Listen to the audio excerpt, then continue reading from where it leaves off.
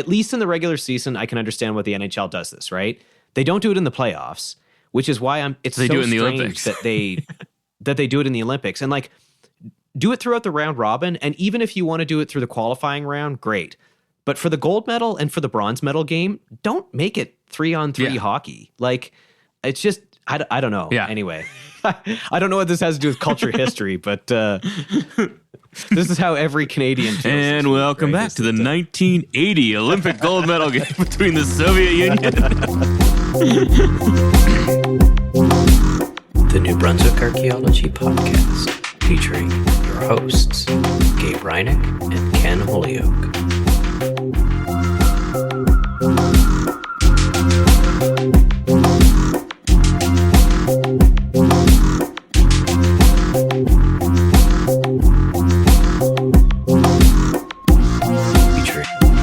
Featuring Gabe Hrynick and Ken Holyoke.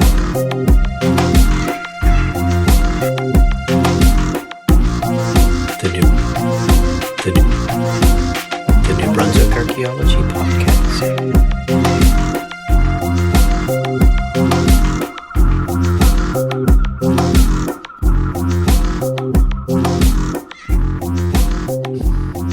Welcome back to the New Brunswick Archaeology Podcast. I'm Gabe Hrynick in Fredericton, New Brunswick, and I'm joined, as I am just about every fortnight, by Ken Holyoke in Lethbridge, Alberta. How are you, Ken?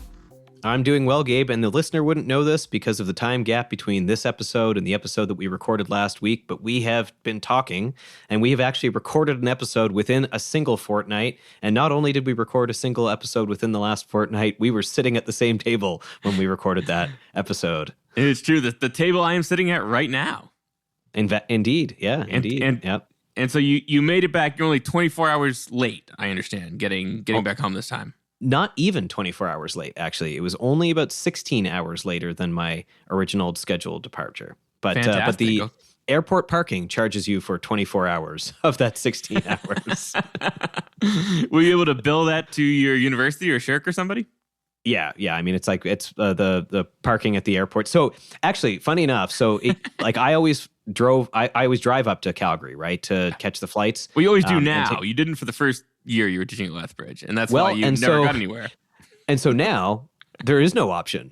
Oh, really? The last remaining flight is leaving Lethbridge as of June. So by the time I go in the field this year, I will no longer have the option of flying out of Lethbridge for anything. So wait, is there not going to be an airport anymore?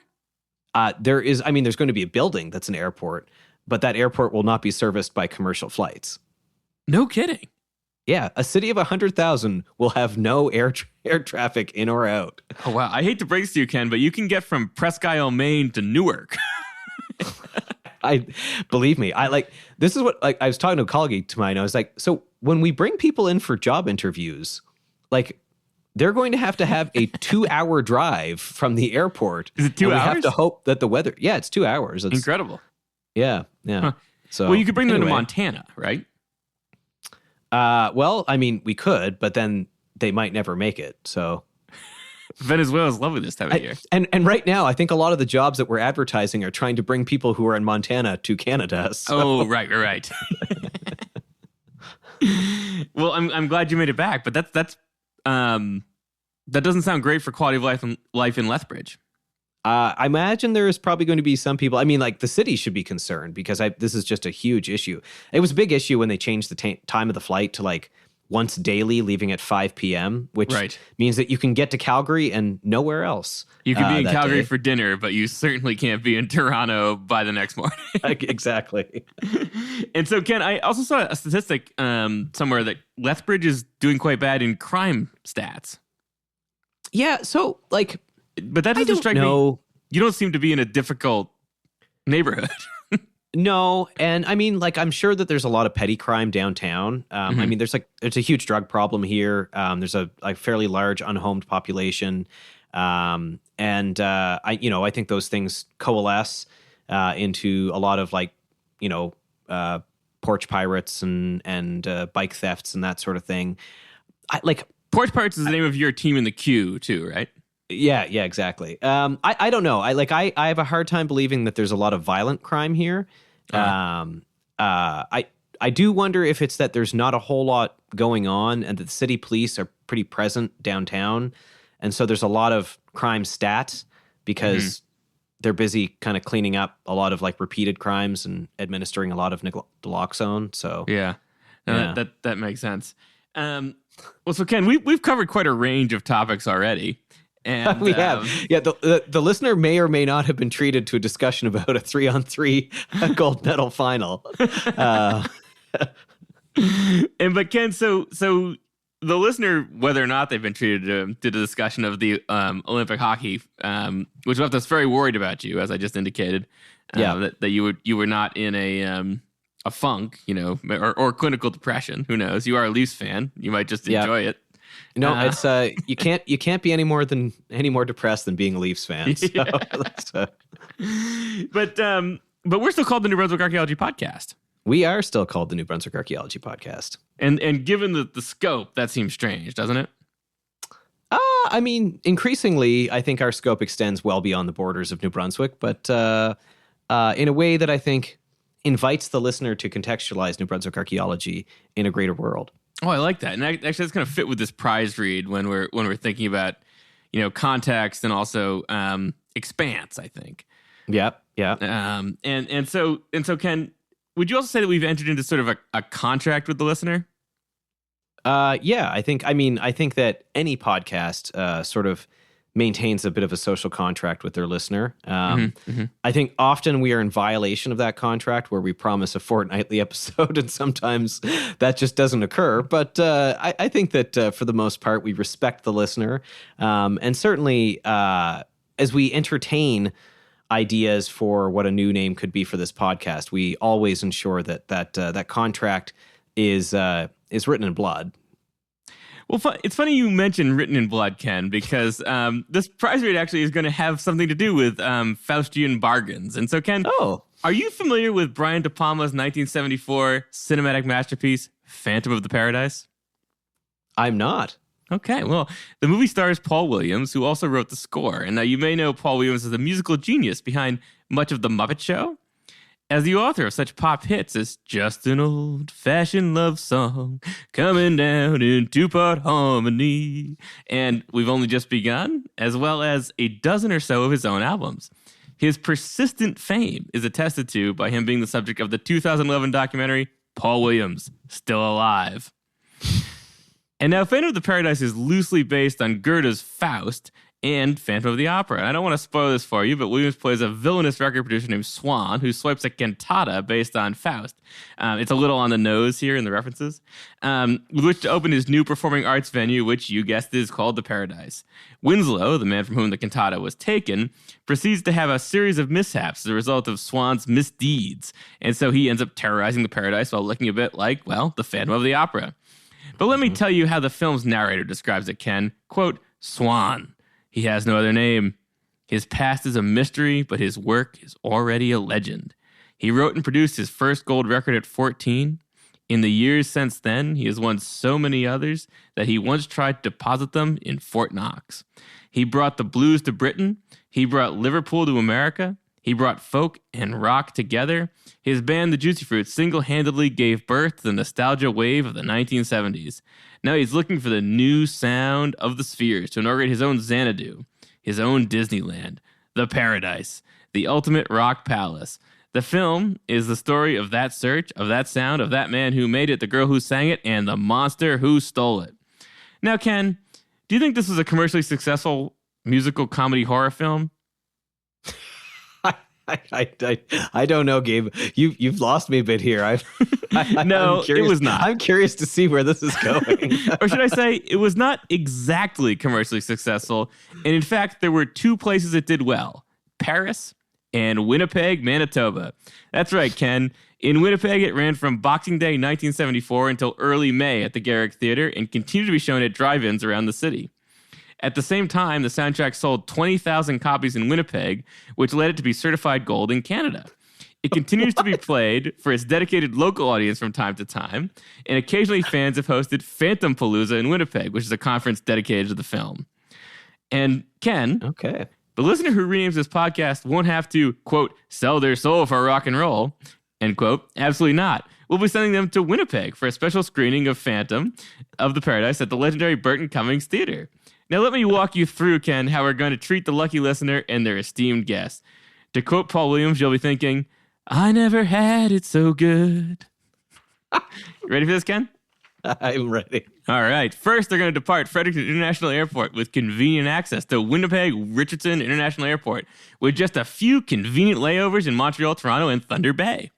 We'll be picking you up at the airport a 1974 baby blue Cadillac Coupe de Ville.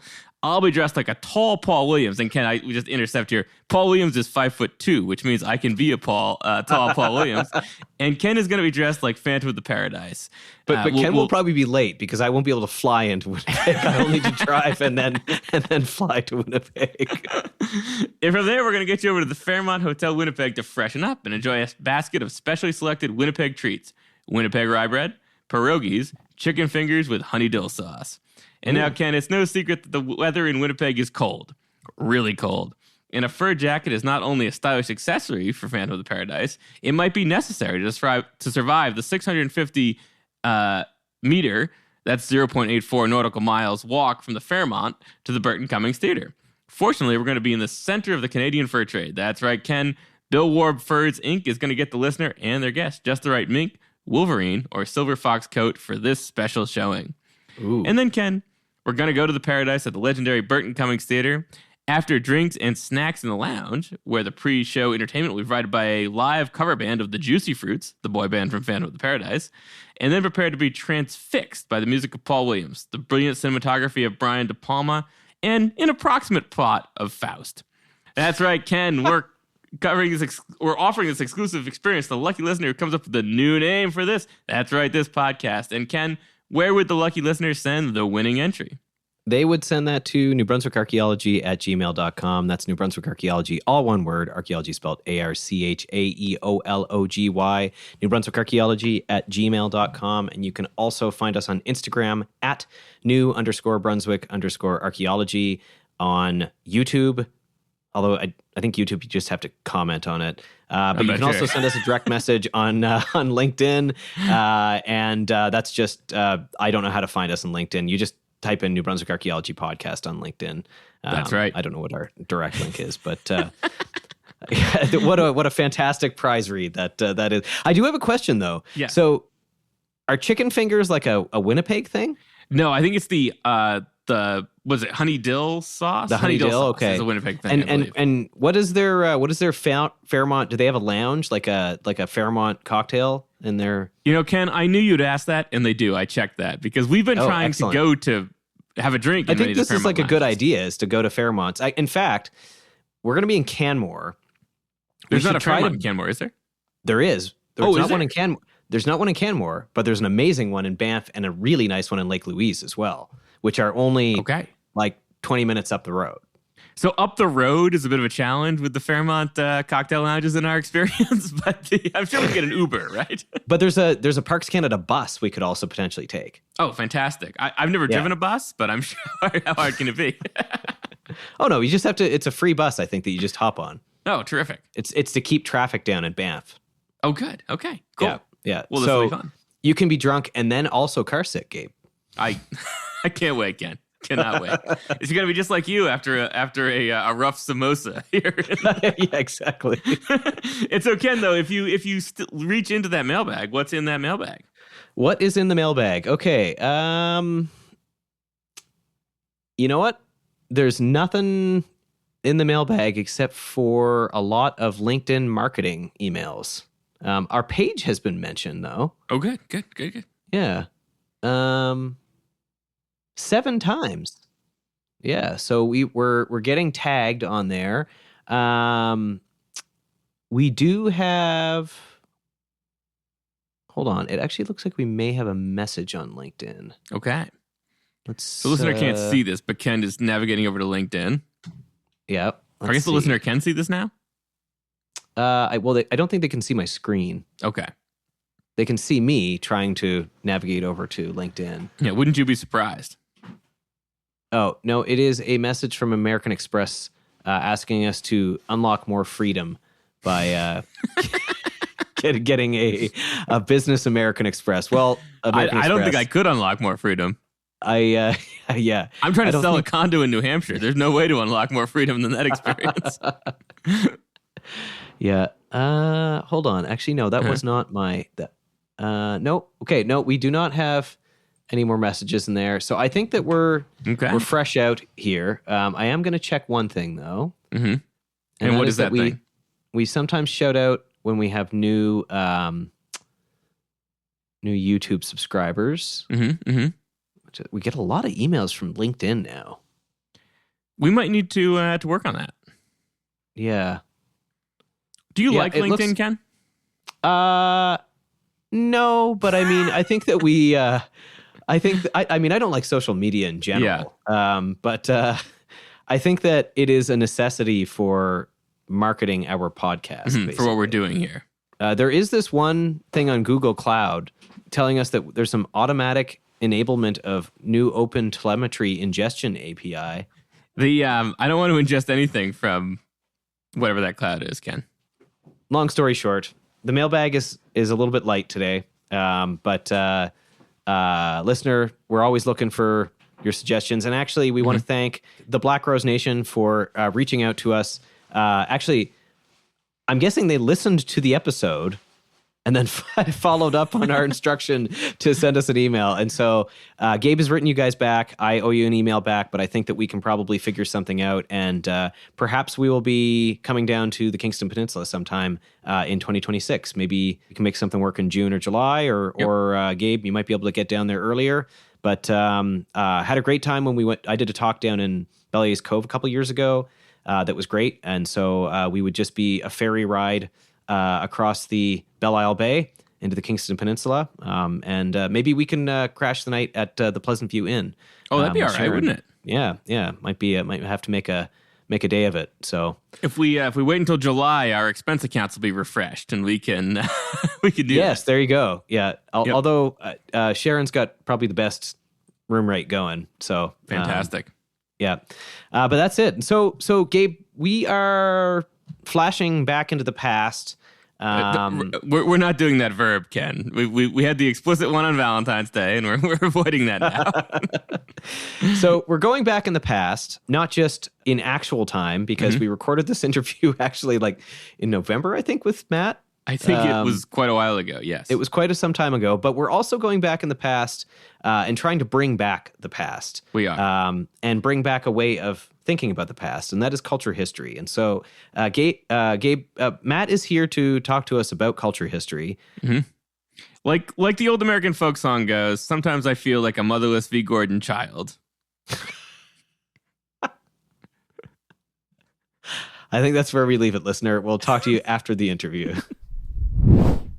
Today we're joined by Dr. Matt Betts. Matt was educated at the University of Toronto and is currently the curator of Eastern Archaeology at the Canadian Museum of History. He's authored numerous articles and a handful of books, including Subsistence and Culture History in the Western Canadian Arctic, Placemaking in the British Harbour, and the Archaeology of the Atlantic Northeast. In addition to his archaeology writing, he's also an expert on the Sir John Franklin expedition, and he created the model and plans of HMS Terror that were exhibited at a number of major museums. He also authored HMS Terror, the design, fitting, and voyage of the Polar Discovery ship. And you may have seen some of his recent work as an historical consultant about ships in the most recent Frankenstein film, directed by Guillermo del Toro. Today, however, he's joining us not to talk about monsters, but about something equally exciting. That's right, folks, culture history and archaeological theory. And we're following up here on a talk Matt gave at the CAA meeting a couple of years ago, and an almost completed paper that he and Arthur Anderson and I are working on. Welcome to the show, Matt. Thanks for having me back. This is number 3, I think. I think so. And so Gold jacket. Now that yeah, exactly. So now that we have video content, Cody's going to have to do some kind of animation thing to change your shirt into a golden jacket with a nice little NB Pod lapel on it. It's like SNL. Everybody's vying for the top number of appearances on your show. It's true. Exactly. I mean, and eventually we'll let you host in the summer. Yeah. When you guys go on vacation. Yeah, exactly. But so Matt, obviously, we should have brought you on here to talk about Frankenstein, but instead we brought you on today to explain why you've embraced a long-dead archaeological paradigm, one that was complicit in Nazism, is antithetical to evolution, and is wholly dependent on outmoded diffusionary explanations of culture change. So why don't we start there? Well, that frames it particularly well. I think those arguments we maybe would have been accepted 60 years ago, but maybe not anymore. It's we'll talk about the monster of archaeological theory, maybe, Okay. and maybe how it applies to the maritime provinces or maritime peninsula and the Atlantic Northeast in general. I guess I would like to start by asking a question of you guys. He's already taking over the host role, isn't it? Yeah, you'll notice, Matt, that co-host is under our names. That's since you're I'm an adjunct prof. I don't teach many courses, maybe occasional zoo archaeology course here and there. But do you both have theory classes in your institutions? yes. We do. Yep. Yeah, ours is it's a mandatory part of our graduate program, but it's not mandatory for our undergrad, but almost every undergrad takes archaeological theory. Kevin McGew teaches it at our institution. And let me guess, like I was as a graduate student, every graduate student and undergrad says that's really into archaeology says one of their biggest interests is theory, right? Totally. Yeah. yeah. It's sought after, and they all enjoy it. It's it's their favorite course. Well, I don't know if it's their favorite course, but almost every grad student I know lists their interests: archaeological method and theory, archaeological method and theory. Yeah, and everybody considers herself to be a paradigmist or epistemologist. And I think guess, you might be looking at things with the U of T colored glasses there. Oh, Matt. do I? Those glasses are different than other glasses.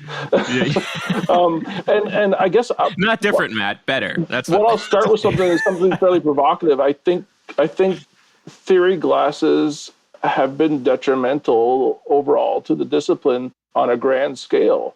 I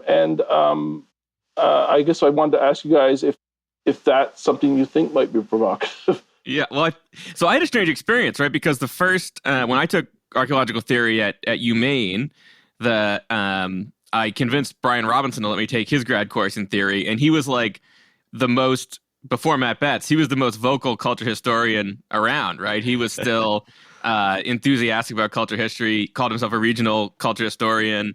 And so, when we read the trigger chapter outlining all of the stuff I jokingly introduced you with, Brian was very fired up about that. And so it's kind of interesting. It was an interesting perspective to start with. Yeah, it is. And he's one of the greats and really understood what it was and what its shortcomings were, but what its strengths were. And I think he also understood that in a place like the Maritime Peninsula, culture history is important because the basic framework of the basic space-time, who, what, when, where, hasn't been figured out yet.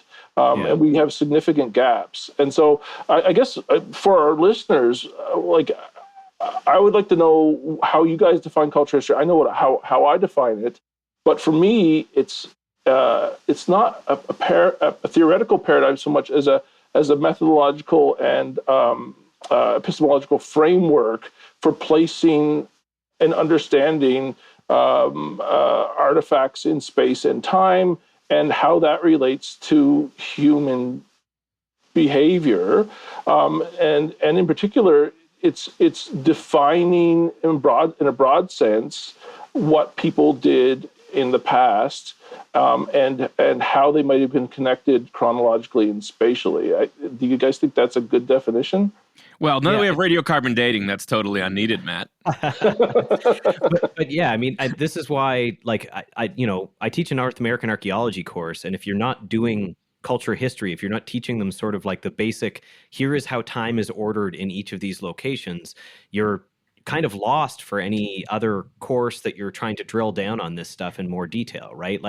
We do have a way, however imperfect and problematic we break up time or whatever labels that we give it, taxonomic labels, if we don't have some way to think about how time is ordered and how things change through time, it's not really we're going to have a hard time kind of explaining to anybody what's going on. Yes. Yes. I'm not pulling out I find, the Ford Spalding thing is kind of entertaining to break down, but it's not like I'm starting with that with my students. I'm talking with culture history is like, here's how we break up time in the past, and here's how we understand major changes in the past, and here's how they relate to other things that are going on in the world. Yes. And so I would define culture history as another way to define it as an advanced form of systematics for ordering the archaeological record conceptually. And often that leads to defining an archaeological culture, quote unquote. And that can be a very problematic term. It's been one of the things that culture history's detractors like to say is outmoded and outdated, and homogenizing, as they say. Although I don't necessarily see that homogenizing if it's understood as a heuristic sort of concept. But my definition of culture would probably be similarly to more like what culture historians of the 1950s and 60s and 70s would call a tradition. That is a regional entity, a group of people that are creating the same material culture. They're linked by that material culture because that's our only way to sort of get into the archaeological record. And by material culture, I guess I would expand that, include settlement patterns, architecture, those sorts of things. And that linkage leads to some assumptions that these people have a similar belief system, have mutually understandable language, and can be understood as akin to a modern culture in all the scalable and nested ways that can be that we use today. And I don't like to sort of pin it down to one particular thing, but these cultures grow and expand or contract and descend into minutia depending on how you're using the term, and sort of a vernacular for a people as big as you want that to be. It could be continent scale, or it could be regional scale, but I tend to think of most archaeological cultures as a regional scale thing. Does that seem like a good definition to you guys?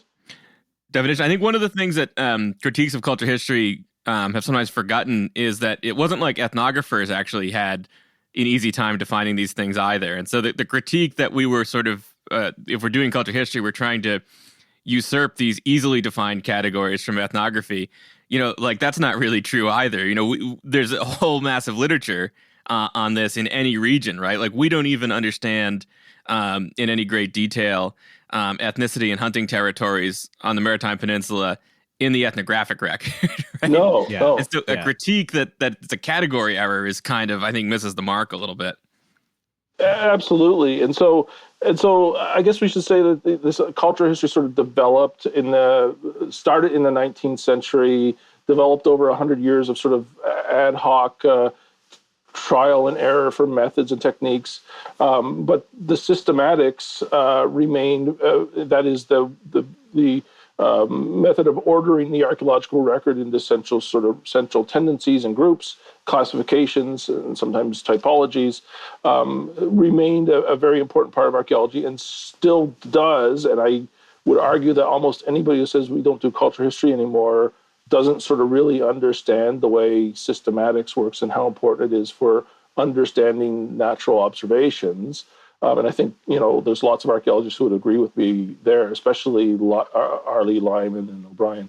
And so, man, if I could just interrupt briefly there. I think that's actually one of the most fascinating things. I've been going back through this, thinking through it with you about culture history and about Lyman and O'Brien, who I've tended to think of as big critiques of culture history because of their book, The Rise and Fall of Culture History. But I think one of the things that they really tapped into that many other authors haven't, obviously exceptions, is this kind of idea that much like there's no Darwin, you can't get Darwin without Linnaeus, right? Because Darwin is describing a series of relationships, a systematics that were already understood, and that, but then applying the mechanism to that understanding. And so one of the things I think that Lyman and O'Brien parse out really well is that archaeological systematics is independent of the kind of theoretical, tool, spotlight, whatever you use to explain mechanisms of culture change. Yeah, well, they're detractors and they aren't. I mean, they're paradigmists in the sense that they think Darwinian or evolutionary theory is the way to go with archaeology. But they're remarkably adept historians of archaeology. They understand the importance of systematics as the foundational methodology of archaeology, and are highly respectful of that and push for that to be, especially Lyman in his recent articles, push for that to be taught at a greater level across the board as a foundational technique. And this isn't something that archaeologists invented. Systematics is used in every natural science, biology, ecology. And just for the listener who is wading their way through a fairly intense theoretical discussion here, what is systematics? Systematics is simply a means for ordering natural observations, to group them, what people sometimes would call a classification, based on your observations. Some people would also call it a typology. It's just simply a means of ordering the natural world through the observations you're making. And so, for example, taxonomy used by biologists, that is the genus species taxonomy, is a form of systematics, a form of ordering the natural world. The way that geologists identify rock types, that's a form of systematics. And these types of systematics exist all over the world in all sorts of disciplines. Historians use it. The Roman period, that is a form of systematics, defining and breaking time up into digestible and understandable chunks. And that's what archaeologists do with artifacts. They order them, they organize them, they compare them to other assemblages of artifacts, and make valid groupings based on their observations, and maybe not so valid groupings based on the observations of other people. So that's all systematics is. And Lyman and Brian are suggesting that this is an important part of archaeology that has fallen by the wayside a little bit. And that's largely because people have stopped doing culture history. But I think it's fallen by the wayside too, because if you read the first 4 pages of Dunnell's archaeological systematics, you don't learn any. It's impossible.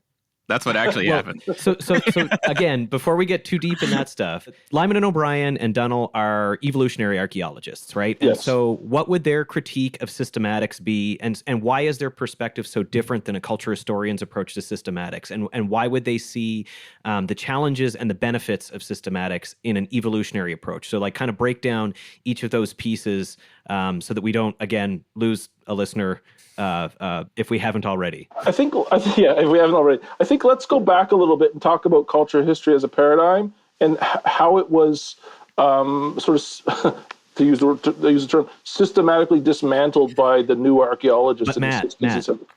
Is it a paradigm? Is it a paradigm? That's Have the thing, we ever had right? paradigms?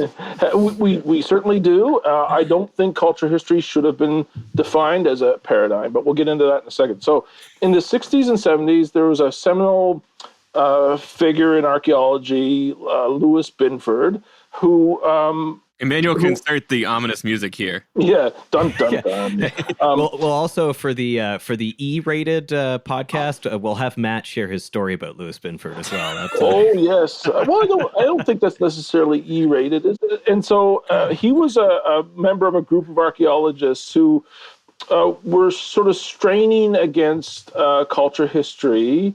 And from my perspective, they weren't necessarily straining against culture history as much as they were straining against the theories of cultural change that the culture historians were using. And so at the time, diffusion, migration were extremely popular theories of cultural change. Which led to, it wasn't just Binford, William Phillips, the great culture historians, Leslie White, others they were all looking for ways to try to understand the archaeological record in more nuanced ways, and especially how the archaeological record changed. And so which led to William Phillips in their great pronouncement that archaeology is anthropology or is nothing. And they were making that statement. That statement has sort of been misused by later paradigmists to decry the horrible culture history paradigm.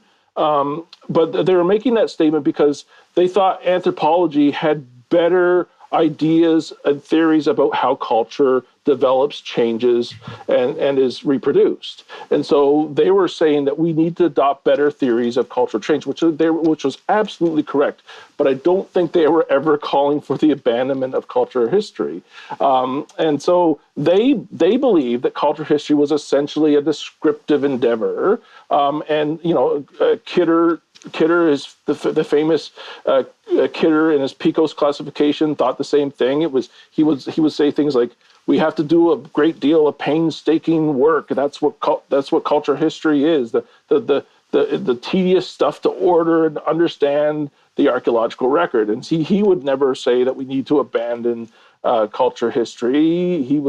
But he wanted to understand how things change as well. And so Binford was like, okay, I'm gonna latch on to this archaeology as anthropology or this nothing statement, and he started suggesting that culture history was using theories of cultural change and culture that were inappropriate. And one of the big things he thought that the culture historians did was have a normative view of culture. That culture was based on norms shared by individuals, which is something I just talked about, that our artifacts suggest that people share a belief system. And for like a practical example of that, so people like Kidder, for example, would say, if you found this kind of pottery in this particular site, and then you found the same style of pottery in a different site, those two people are part of the same culture, and therefore these two sites are linked, and this is part of a broader, and then you've expanded that culture out, and that this particular site, they produce this pottery, and so the reason it's at this site, it's 100 kilometers away, is those ideas have diffused out from this central site, and so these are the people that make these pots. They go to this site, or the people from the site that make the pots have traveled to this other site and brought those ideas with them, and that's sort of the culture. That's how culture was spread, and that's how ideas were spread, and that's sort of how culture history saw change through time, right? Is through these like movements of people and ideas, but there was an intimate linkage between material culture and as a representation of actual like broader pieces of culture. Yeah. Now, people would say that the culture historians at the time didn't really consider theories of internal change, that there were social and ideological reasons for the change in material culture internally that didn't come from migration and diffusion. They didn't actually think that way. They believed that was something that was true. Kroeber, Kidder, they were all explicit that they thought that these sort of things may happen, but they just didn't have a good theory to track it. And so they relied on diffusion and migration. But what's interesting about them is, from my perspective, their methods and techniques, the culture history, their systematics, was separate from the theories they were using to understand the archaeological record. And what's even more important is that this normative theory that Binford suggested they were using, which was homogenizing and viewed all cultures, everybody in the same culture as the same and without variability, was something they didn't necessarily believe either. They were very certain that what their systematics was heuristic, that is sort of epistemological, that they were using it as a device to understand, and they knew that it was as an organizing device and as a vernacular, it was masking the variability, but they recognized the variability was there. They saw things changing internally, but they didn't quite know how to explain it. And so what they had at the time was diffusion and migration and a few other theories. They applied those where they could, and then they sort of speculated, we need better models to understand how these other processes that we're trying to understand. But these early culture historians, they never linked the diffusion and migration, and they didn't think that culture was normative, that it was a homogenized thing that could only be spread by. And so what Binford kind of did. And that critique, though, comes from like the hyper-diffusionists, like the people that would say that, like, all cultures could be linked back to a particular location, that, like Atlantis. Yeah. And there was sort of evolutionary models built in that too, evolutionary progression from simple to complex, which some of that critique is valid. Some archaeologists did think that way, but it was 60 to 100 years ago, and so things change. And for the listener, like unilinear 19th century cultural evolution is very different than an evolutionary archaeologist in the 1960s and 70s. And that's right. That for your theory classes is what, like, those kinds of things really confuse, like, students get like totally hung up on stuff like that. I mean, I did when I was kind of first engaging with this stuff, right? Like, I didn't understand. I thought we were critiquing evolution, in the early 20th century, and then we're back into evolution here. So, and it doesn't just confuse you. I mean, modern critics of cultural history use the same arguments, that there's that it tends to be unilineal and socially evolutionary in its modus. But so what Binford tended to do was link culture history's methods and practices, even though he saw them as useful, with this normative theory, which was not really an appropriate linkage. And Lyman and O'Brien were the first people to recognize this in archaeology, that this was they called it a straw man argument. Binford developed this straw man argument to really critique culture history at the expense of his own new paradigm, which he called processual archaeology, which was focused on things like adaptation and sort of more anthropological view of culture, and especially middle range theory, which was used to sort of make more nuanced linkages between archaeological patterning and behavior. And so he started this critique of archaeology, which sort of was used and then accepted by many other paradigmists moving forward.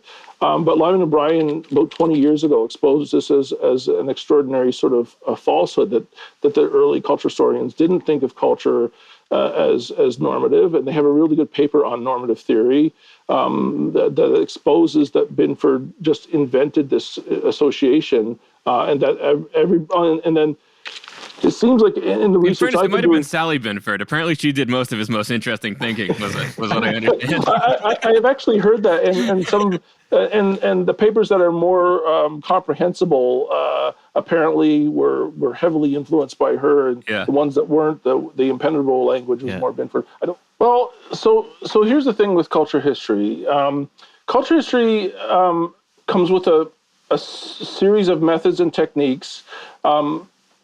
Descriptive archaeology, that is describing and cataloging everything you find and publishing that to make it available for other researchers. There's a cataloging aspect to early culture history. And when Binford started to critique culture history and focus on method and theory, what I call method is middle range method. So what is middle range method, Matt? Well, it's a means of understanding specific artifact patterning and linking that to human behavior. That's what middle range theory and middle range method is. And so you have this explosion after processual archaeology happens of sort of scientific archaeology, where people are trying to understand myriad different things. They're not only using new scientific techniques, they're using anthropological analogy, like his new ethnoarchaeology. This is when zooarchaeology sort of explodes, and everybody's sort of using all of these sort of nuanced scientific techniques to drag every scrap of information behaviorally out of the archaeological record, and that's great. But also that came with that is an increased interest in archaeological theory, which is also great, but it's also been, I think, detrimental to the discipline. So Binford sort of started this critique of culture history, and then we have the rise of archaeological paradigms following the new archaeology, which is processual archaeology. There's post-processual archaeology and Ian Hodder. There's behavioral archaeology with Brian Schiffer. There's postmodern archaeology develops, relational archaeology, which I've been accused of using from time to time, evolutionary archaeology. I think what the listener really wants right now is for us to dive into the ontological turn and what that's No, meant, yeah, and how we've turned back again. That's and how we turn back again. I've been involved with all, but the thing to get out of this is that there's myriad different ways to understand the archaeological record theoretically based on what you're interested in. But every single paradigm that's developed since the new archaeology used the same arguments as Binford used to critique culture history. It seems like rather than critiquing other paradigms, and there's certainly a lot of that going on, everybody likes to say, well, this is better than culture history because culture history is normative. They use diffusion and migration, and that's bad. But the thing is, 20 years ago, we know that was a false argument. And so you'll see recent papers, almost every theoretist out there, paradigmist out there, goes back to this trope that culture history is the great evil. We shouldn't be doing it. And what that has led to, not only has it led to an increase of interest in theory among students, which is fine, per se, it's also led to a decrease in the type of archaeology that's associated with culture history. That is descriptive, cataloging, painstaking archaeology, which is of vital importance to the discipline. And so what has happened, and you can track this by looking at publications, people have stopped publishing sort of the money-making things of culture history, like the site report, the site monograph. They've stopped publishing typologies. Oh, sorry, Matt. Could you hold it for a second? I just got a massive royalty check dropped off here from the National Museum's Mercury series. I'm going to need to run grab that to collect my.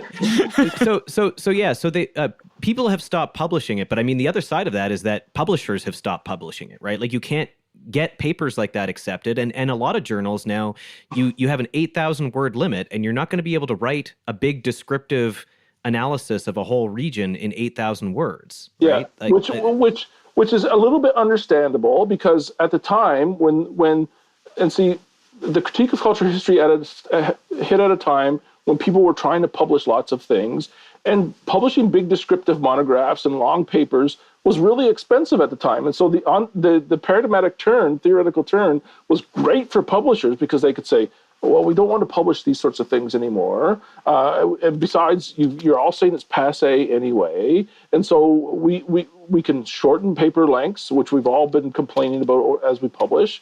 We can focus books that have less plates, i.e. less photographs of your excavations, less maps, because those are expensive to publish too. And so we've gotten into a system over the past 30, 40 years where virtually nobody publishes these things anymore, except for maybe the British Archaeological Reports series and the Mercury series at the Canadian Museum of History. And so it's very difficult to find people publishing as a total all of the excavations they've done in a certain spot. You don't see people publishing typologies that they make and use of artifacts, either because they're not making them or because it takes a lot of plates and it's very difficult to do. You don't see typologies of artifacts being published in book form anymore, which used to be, Ritchie's typology. Who would ever publish something like that now? And so what we're in a situation where our primary data, which is our field observations, aren't being published by the people who first observed it. And that's really bad for the discipline. And not only is it these site reports and monographs, people go into the field, and I won't name names, but you all know these people. They go into the field. We'll put the names in the show notes. They'll excavate for 3 or 4 years, and then they'll publish on a tiny subset of the site they've excavated to apply a pet anthropological theory about whatever, some ontological interesting thing, which was a big part of their master's or PhD thesis. But they've excavated for 3 or 4 years. Where's the stratigraphy notes? Where's the maps? Where's the plates? And in some respects, the archaeological permitting system has taken the load of that sort of publication. But the problem there is that material isn't published. It occurs as gray literature and is often behind access barriers that are maintained by the legislators who run the permitting system. So now we're in a situation, which not only methodologically and theoretically, that we're in a situation where the most important data that you're ever going to produce, the most important information you're ever going to produce, which isn't your new theory that you're developing, which isn't your insights about some sort of crazy insight about the past. It's not going to be that. The most important thing that we ever produce is the data we observe in the archaeological record as we destroy the archaeological record. And so I've got a question about taxonomy, but I'm going to shelf that for a second because I want to follow up on this. And so you're making an argument that there's a ton of gray literature and that like this kind of the core pieces of the site reports that we don't see anymore really are still essentially being produced, but they aren't being produced for a broader audience. And so we know that we're in a situation, we've talked about this a lot on this show, about how cultural resource management does 95+% of the work, if not more, right? Yes. That goes on of archaeology. Anywhere in North America, right? Research archaeology is just a fraction.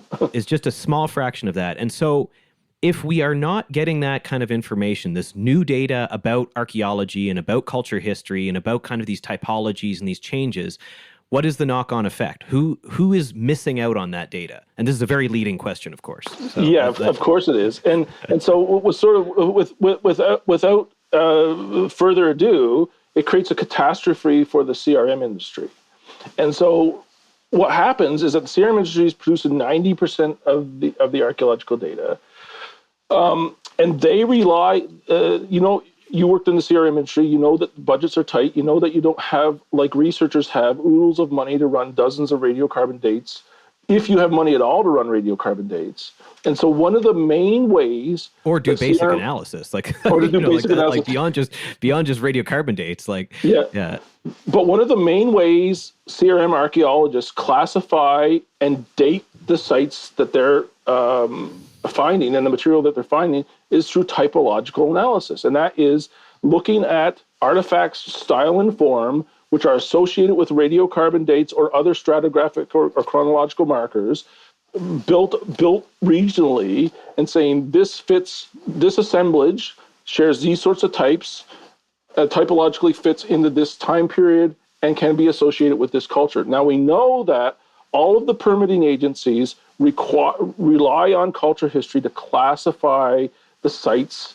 And every single permitting agency I've ever seen, if you're doing survey or if you're cataloging a site, all of the MARI forms, the Maritime Archaeological Resource Inventory forms in the maritime provinces require that you say, this is a ceramic period site, or this is an archaic period site.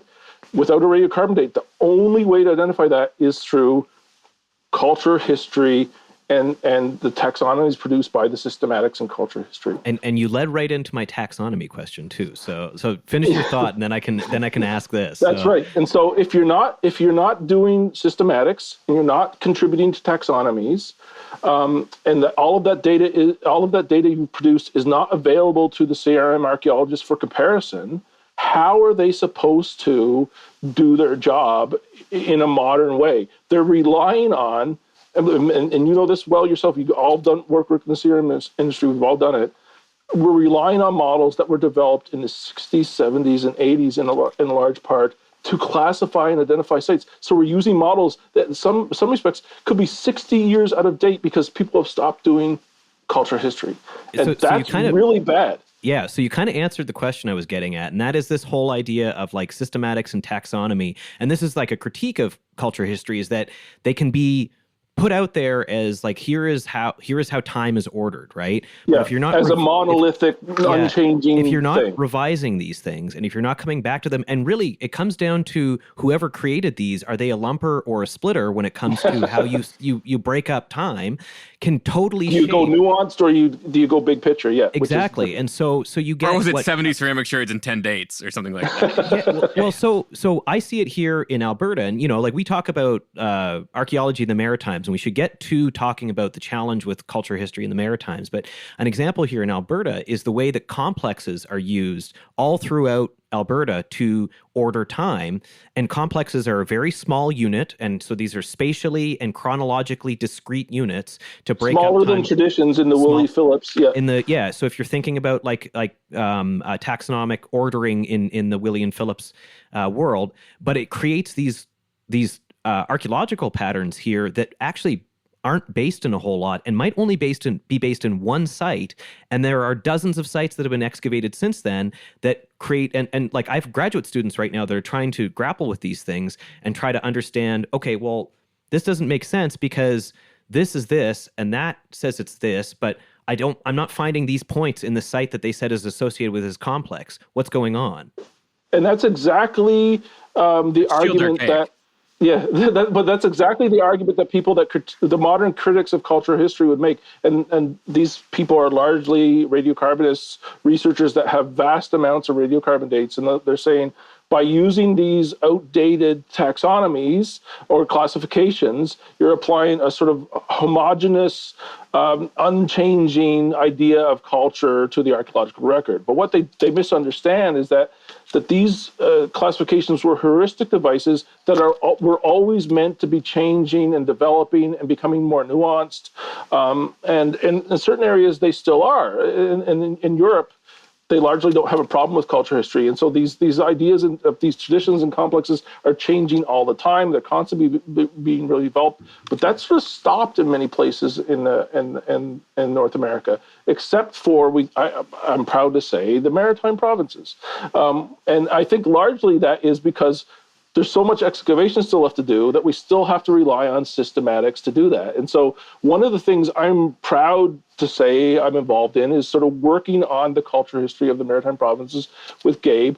But that's a tradition that was sort of passed on to me by people like David Black, who was very concerned with the culture history of the Maritime provinces, sort of understanding and refining that culture history.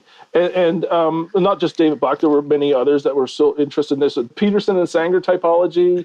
And so there have been so many refinements of that typology over the years.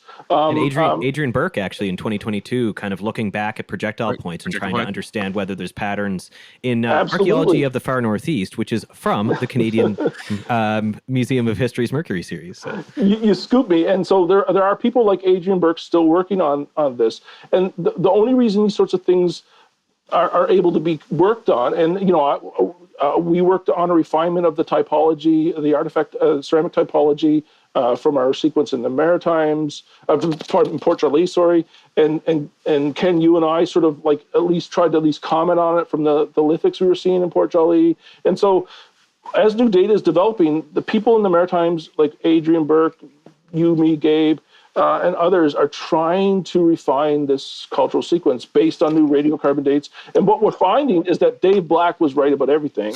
But what's really interesting, though, is we base this all on Pat Allen's Oxbow sequence, right? Yes, almost everything goes back to one culture historical analysis of a really deeply stratified site at Oxbow in Metapanagia, in the community of Metapanagia, and almost all references to culture history and projectile point typologies and everything reference Oxbow. Yeah, and Peterson and Sanger relied heavily on the Oxbow stuff. Despite the fact that what we're seeing and what Adrian points out in his 2022 paper is that the more that we find, there's so much nuance even within the Maritimes that we just full on don't understand, right? Yeah. And that's what we found in Port Joli. The ceramic sequence, in broad strokes, it matches, but there's so much nuance, and not just regionally, locally, that we're finding that. And so what Binford would think of your unique sherd, Matt. Yeah, well, exactly. But the Bayesian modelers and radiocarbonists would say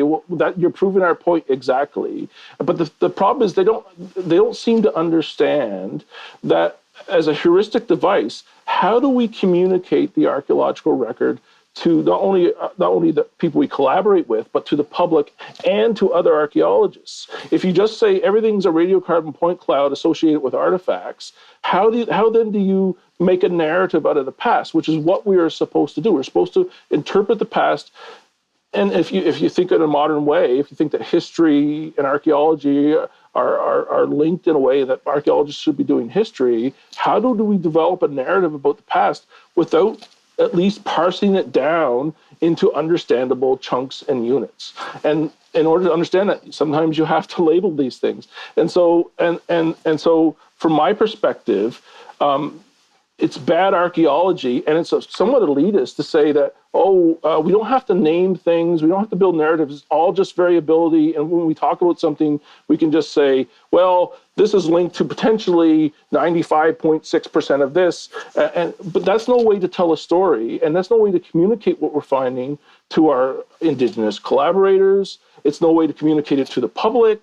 It's no way to communicate it to our partners outside of archaeology when we're trying to compare like pollen records and these sorts of things. And nobody would say to a historian, you can't talk about the Roman period, right?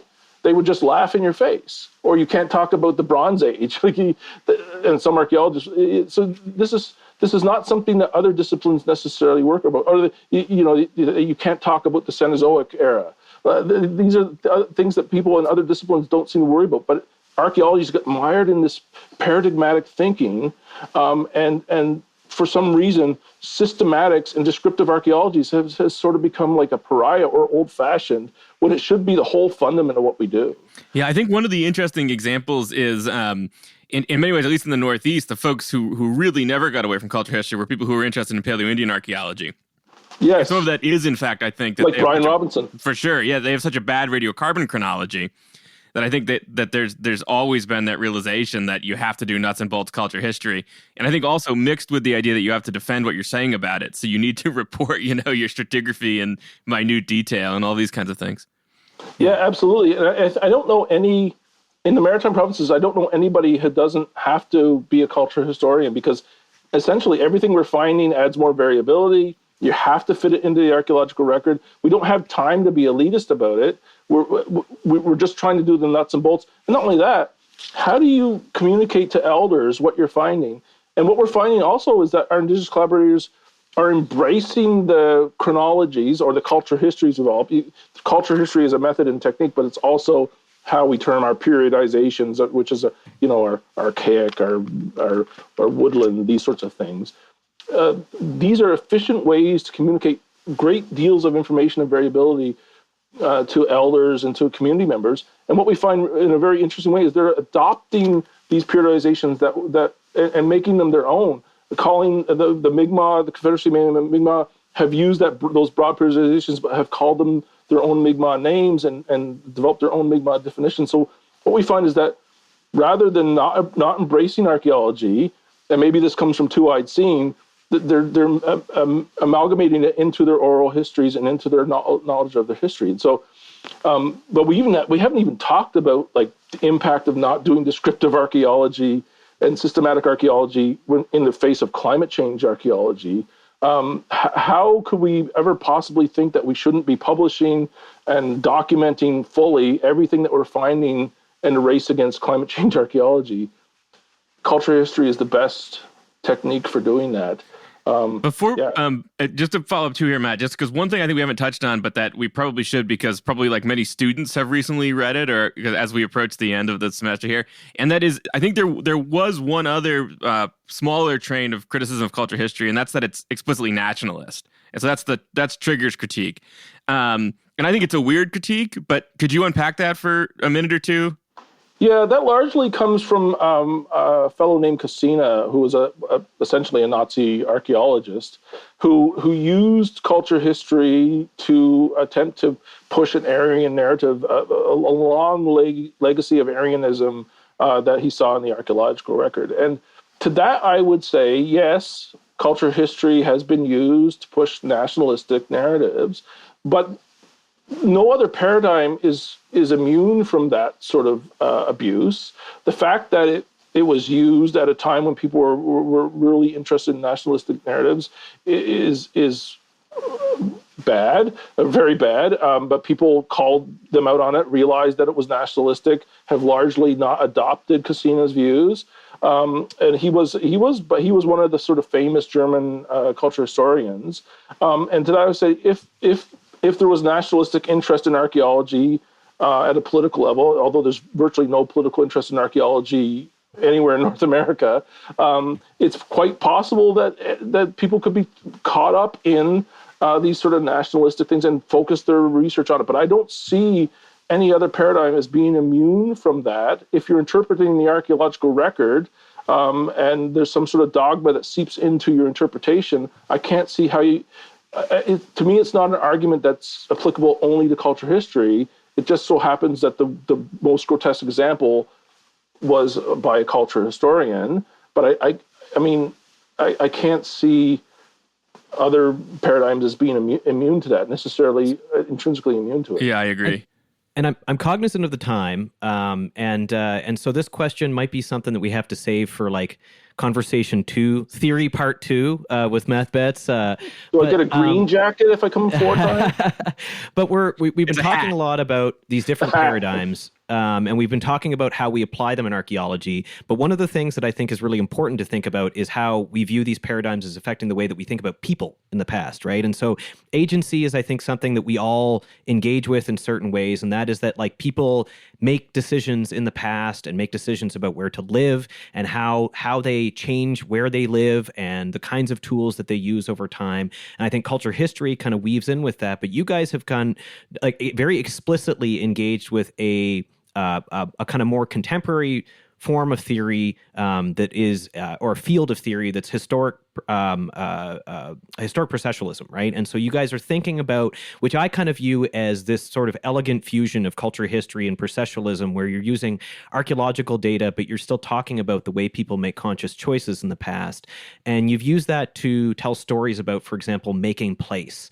And so how has the work, like let's use Port Jolly as the example, how has culture history and your engagement with it fed into the ways that you have both talked about Port Jolly and the emergence of Port Jolly as a really important place, and how you were able to tell that story by engaging with culture history? Oh, that's a big question. I don't know if we have enough time to answer that, but I will answer by if you want to go ahead first, Gabe, go ahead. I just was gonna have a small comment, which was just that I think one of the things that the way that I've sort of come to think about that is that much of what we think is happening is just more explicitly dependent on culture history than we might have so that the interpretations we're making require trying to put together these kinds of timelines in as nuanced a way as possible, because at least I tend to think, I don't want to speak for Matt, but that people are making a lot of decisions in historical context. And so just figuring out those historical contexts in specific places with fairly high resolution became pretty important to the kind of work we were doing. Yeah, and I believe I really like historical processualism, but I just see it as sort of nouveau culture history in a sense, and with the idea that he says he's not an elitist, and then he calls it nouveau culture history. but it's the Art Deco. Its aims and goals are very, very similar. It's all about a sort of understanding history as contingent and active and sort of weighing on the contemporary time period that you're studying. But it's deeply embedded in sort of the description of the archaeological record. If you look at Sassman's brilliant Eastern Archaic book, that to me is like the best culture history that's been written in the past 30 years.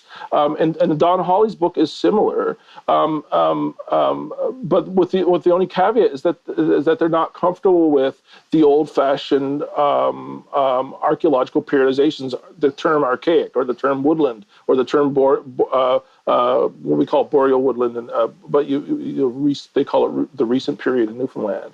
And so, but I think essentially what they're doing is very nuanced culture history, but trying to divorce it from what people think is sort of homogenized, the homogenized version of culture history, and that's tied up with these names. But I don't necessarily see that as a detriment to what they're doing. If they were able to embrace those concepts, there's a history of archaeological thought embedded with the periodizations that people use. And so when we talk about the archaic, It's not just what we think about the archaic. It's what everybody thought about the archaic moving up. And so there's an eloquence to that terminology and concept that embeds a history of archaeological thought and a deep understanding of the variability of the archaeological record that I don't necessarily want to lose. Is it problematic? Maybe yes. Does it need to be refined? We don't know anything much about the archaic period in the Maritimes at all.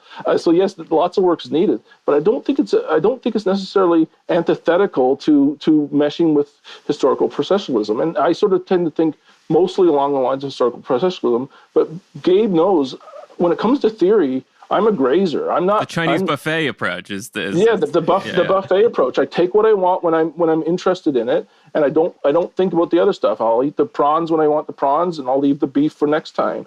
And so I've engaged with relational archaeology. I've done Darwinian archaeology, evolutionary archaeology. I've done hardcore processual archaeology. I've even done behavioral stuff and relational archaeology. Historical process.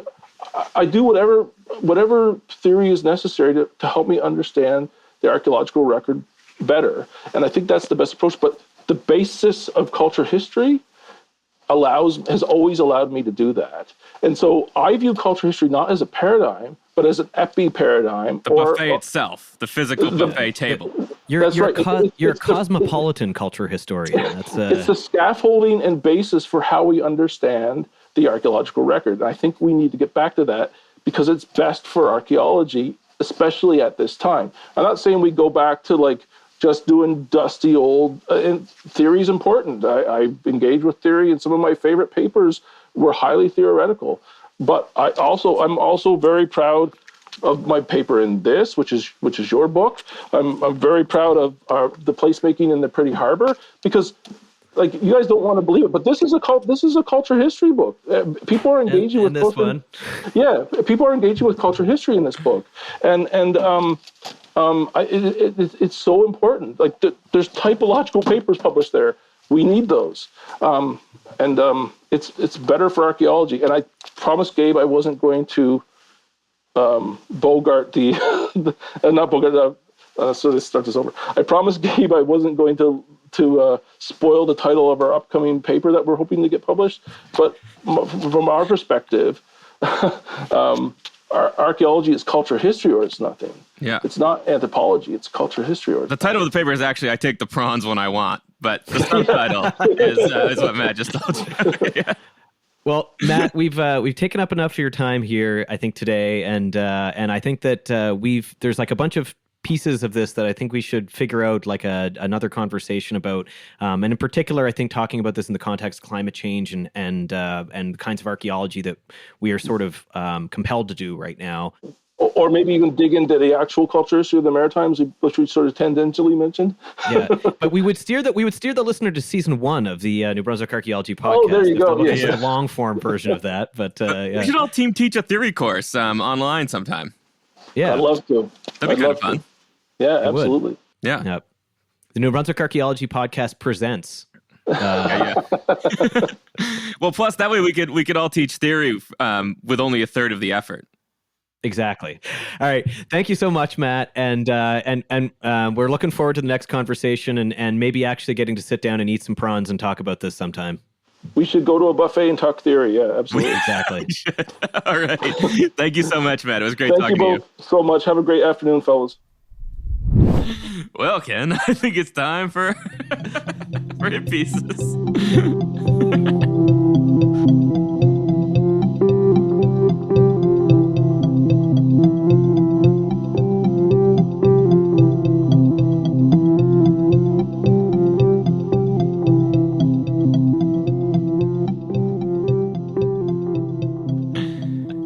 Sorry, listener. I just found out who Paul Williams is. We in the intermission there we were talking about him, but we're not here to talk about Paul Williams, listener. We're here to talk about ceramics of the fisheries, an analysis of Breton coarse earthenware.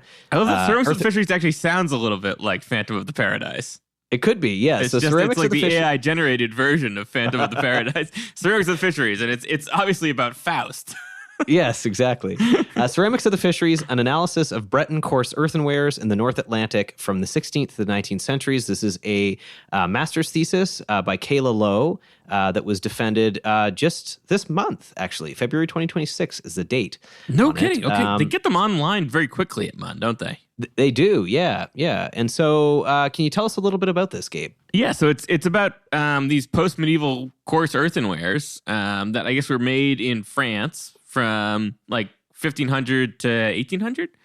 And Breton fishers who were, I think, fishing cod mostly in Newfoundland and Labrador, and let's not forget St. Pierre and Miquelon, were bringing these things over. And so it's about that, and it sort of situates this as like a way to better understand the transatlantic cod fisheries. And so it looks like it's a pretty great thesis. I confess, given the recent date, I've only skimmed it.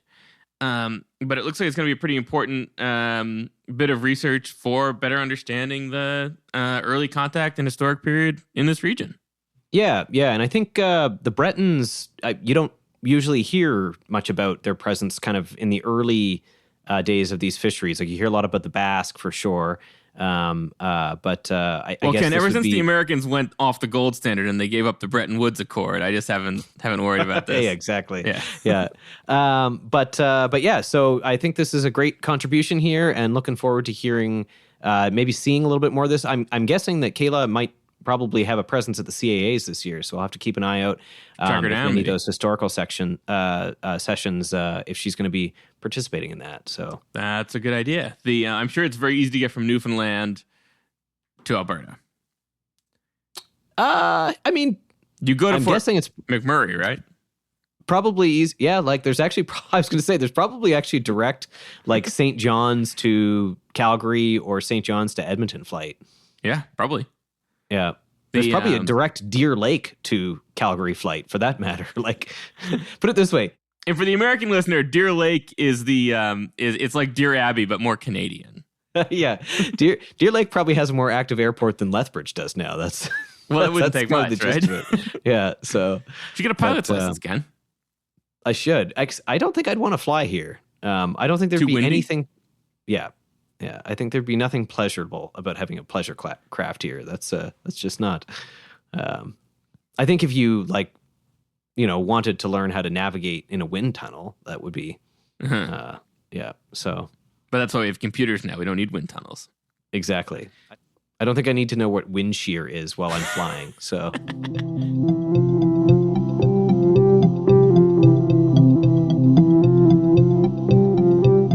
But Ken, should we mention for the listener that we have been doing a little bit of work on our live show at Canmore?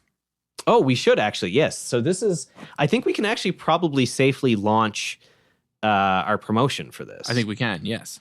Yeah. So let me get the date right here. Yeah, get the date right. All right.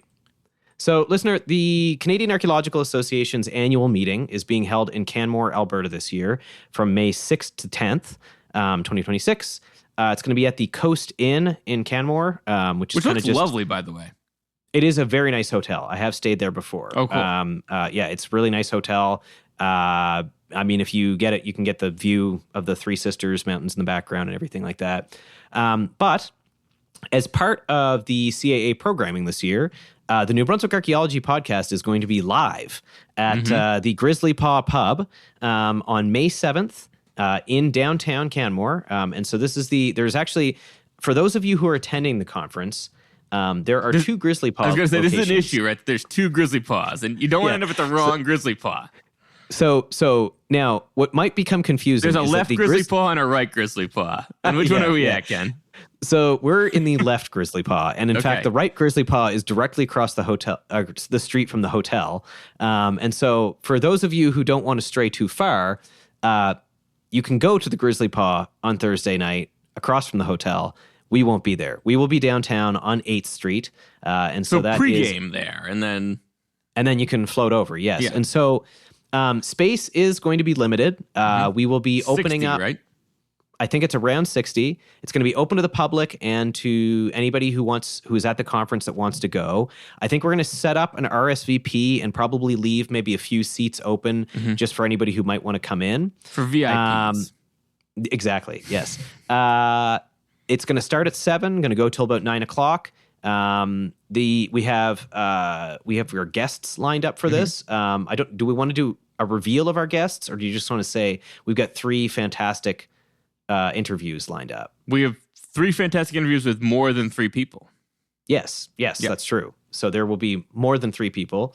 I believe, and this might actually have to, now that we're going to put it out in the world, I believe Emanuel is going to do us a favor by recording some intermission music.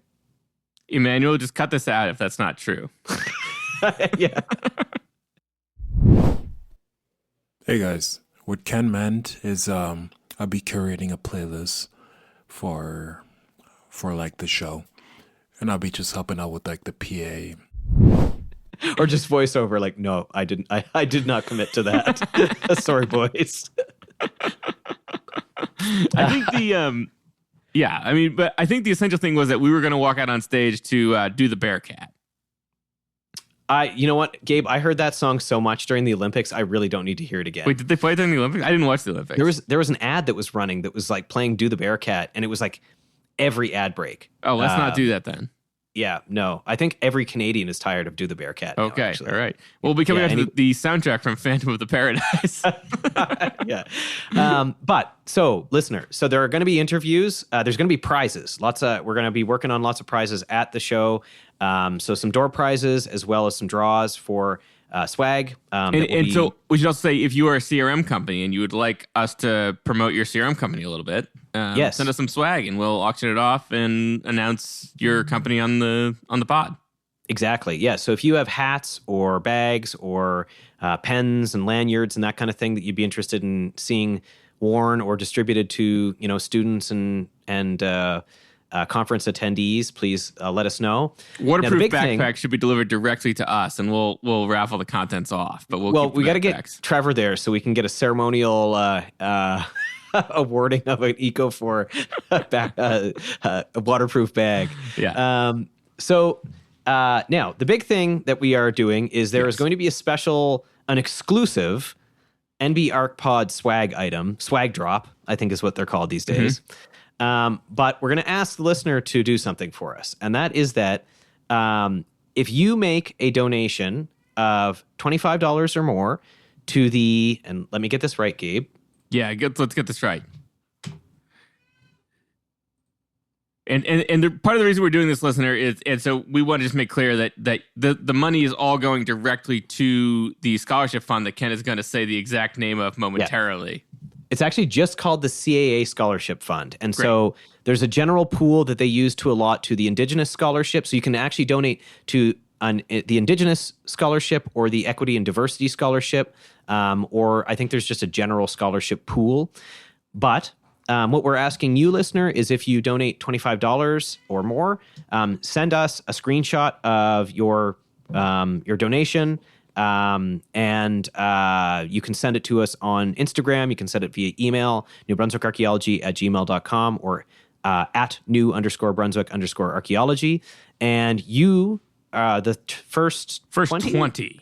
First 20 yes, of so you donate quickly, who are generous to make those kinds of donations, will receive a once-in-a-lifetime opportunity to be wearing the NB Arc Pod when you grill this summer. And so, Gabe, can you want to tell us a little bit about what the prize is? It's going to be an apron, Ken. It's going to be a special grilling apron because you can't spell grill without New Brunswick Archaeology Podcast.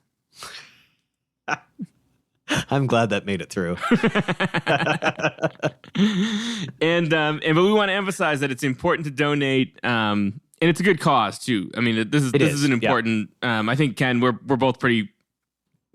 One of the things I think about conferences is that it is important to make sure that people who do not have university expense accounts can go to conferences. Exactly. Yeah. And so that's directly what this money will support. Yeah. Students and equity deserving groups who should be at these conferences, and that we really need to encourage participation at conferences. If we want to change the face of archaeology in Canada and in archaeology in general, I think we do need to actually recognize that not everybody has the means to go to a conference. And for those of you who are wondering, conferences can sometimes cost between $1,500 and $2,500 just to go for 4 days of basically watching papers. You know, I don't know if that's always the best use of money, but well, there's the carbon footprint too, Ken. Let's not forget that about. Yes, but it is really important that students get out to this, Indigenous community members, and interested people who want to take these things in. And I think it's really great that there is this opportunity to that there is a growing scholarship pool. They actually got past their donation threshold that they originally had wanted to, and so I think that it's a good cause. Plus, you'll be able to show off to your friends that you have a really cool apron. Compliments of the NB ArcPod. And so, to recap, listener, May 7th at the Grizzly Paw Pub in downtown Canmore on 8th Street. So this is the Grizzly Paw Pub, not the Grizzly Paw Tap Room. From 7 to 9 p.m., the New Brunswick Archaeology Podcast will be live in Canmore at the Canadian Archaeological Association meeting. There will be an event going up on the CAA website fairly soon on the conference website. Please RSVP through that portal. You can enter in a draw, or you can enter if you make a donation to the scholarship fund, the CAA scholarship funds. That is a minimum of $25. You can send that to us, and if you're the first 20 people that do that, you get an apron. And if you come out to the show that night, where you can get food and you can get beer, you can just hang out. There will be lots of prizes, and it should be lots of fun. That's right. And we should add, we said lots of prizes. No one has donated prizes yet, but CRM companies, we trust that you will make sure there are lots of prizes. You'll make it happen. Yeah. Yeah. All right. And so remember, listener, I mean, like probably a lot of our listeners are donating to this anyway. So just send us a screenshot. We'll maybe you've already made a donation, or you're making a donation right now before the 28th to try to get the tax receipt, basically. Sure. So, and anything over $20, I think you get a tax receipt, is my understanding. So yeah, but $20 won't get you the apron. It's got to be $25. That's true. Yes. Yeah. All right. So, listener, do the right thing. Support this good cause, and we'll get you an apron. Yes. And we're looking forward to seeing some of you in Canmore. Yeah, it's going to be fun. The last time we did this was in Fredericton. It was a ton of fun, great crowd. And so I think this will be a much archaeologically heavier crowd, which could make it even more fun. So, well, some of them are no Ozempic, Ken. They're not as... What? Not as heavy as they used to be. Oh, I see. Jeez. All right, listener. Well, we're looking forward to seeing you there at the Grizzly Paw and at the conference. We're also giving papers at the conference, aren't we, Ken? Yes, papers and probably other things. Yeah. We're a little overextended on this conference, and we don't really know. I always set out to go to a CAA and only do one thing, and I end up doing too many. So yeah. I tell you, Ken, the most recent ESAF I went to, I didn't give a paper. I was second author on a paper. That's the way to do a conference. Yeah. So, yep. All right, listener. Well, we'll talk to you soon. We'll talk to you before the CAA, and we've got a couple of great programs lined up for you, and we appreciate you sticking with us. Yes, thank you, listener, and have a lovely evening. All right, cheers, listener. Featuring The New Brunswick Archaeology Podcast is brought to you every fortnight by the Association of Professional Archaeologists of New Brunswick. Funding and support is provided by Social Sciences Humanities Research Council grant, University of New Brunswick and University of Lethbridge. Research by Gabriel and Emanuel. Production is handled by audio engineer Emanuel Akel. Video production by Cody. Theme music is composed by Justin Hankey. Theme music remixed by Emanuel Akel. And Hakuna Rada by Shane Dell. Find us on Instagram at _New Brunswick _archaeology, on LinkedIn, and on the web at newbrunswickarchaeology.com.